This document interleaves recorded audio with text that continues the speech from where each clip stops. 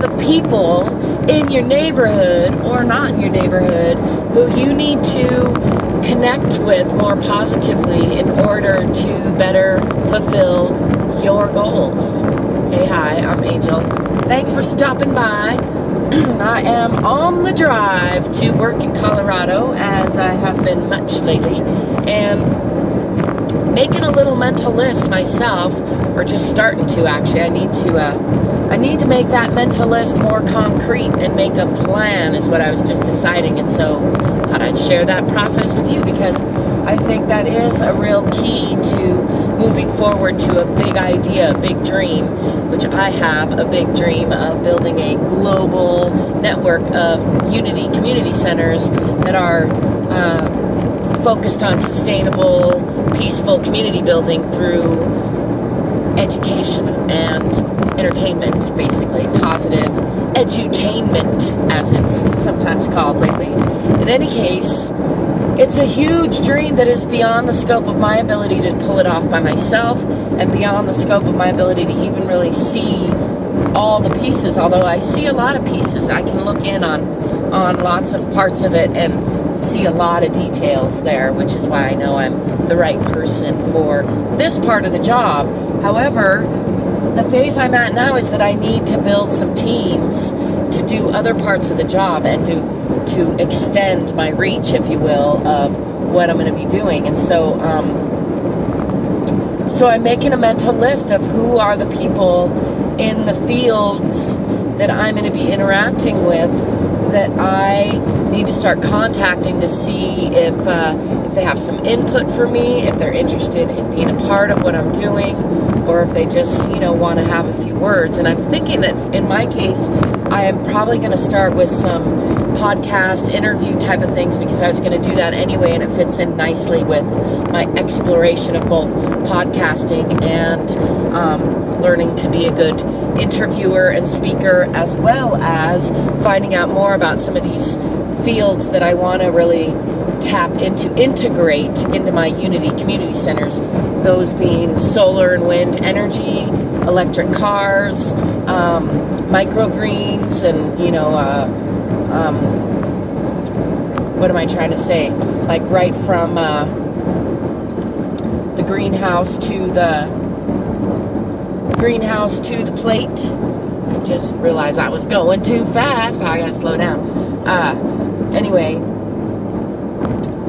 integrating local artists, traveling world-class artists, integrating live webcams, and kind of a system of being able to interact via the internet from center to center. A performing arts piece. So basically in the shorter part of the long term, in the near future, I need to build teams. I need to build management teams to help me really implement each center, as well as discuss amongst, connect all the centers. And then I need work crews and teams to help manage the work crews to get these things built. I need people who are interacting with the education and entertainment communities in each area that I'm going to be building in. I need investors, overseeing investors, which I'm hoping to get some wise, like-minded, successful people involved, and I have a growing mental list of people I want to contact. I'm waiting until I have my website more developed and my vision really clearly articulated before I try to gain the attention of any potential investors just yet. But I, meanwhile, need to talk to architects, which I've talked to a few, but I need to get some drawings firmed up. I need to talk to some county people in all the areas that I'm thinking of doing my first wave, so that I can really hone in on what counties are going to be amicable to my plans and not be a pain in the ass, because why work with a county that's a pain in the ass if I don't have to? So those are some of the people that I need to start getting a hold of, and what I need to do next is find out who those actual people, like their names and their numbers, and how to contact them, and then just find the most appropriate way, either through LinkedIn or through an email or through a phone call or through bumping into them at the gym, or finding out what grocery store they shop at.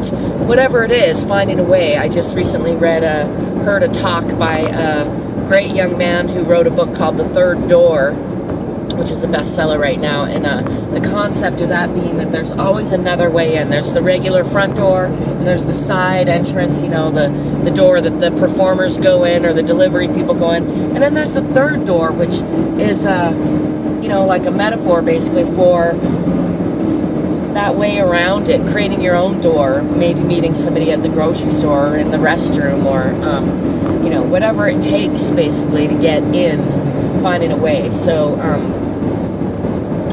I encourage you to use that concept in your own business and dream development, because you can invent your own way. That's how all the best people do. All the people who have developed something that was never developed before, or done something great that humans hadn't been able to do before, all those people are inventing a new way to do it, and all of them are using all the help they can get.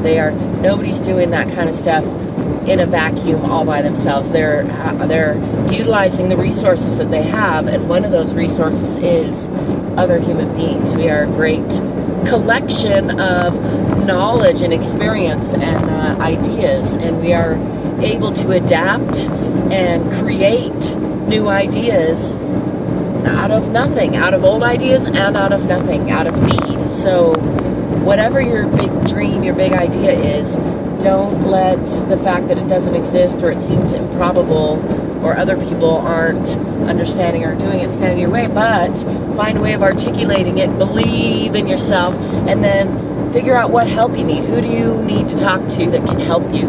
And start there. The next step will become clear as you begin to do that. You'll begin to learn more. The universe and you will collaborate to meet where you need to meet. You'll meet the people that you need to meet when you need to meet them, as long as you keep showing up and thinking about, okay, what can I do to do that? Who do I need to meet, and where can I go to meet those people, or how is the best way to contact them?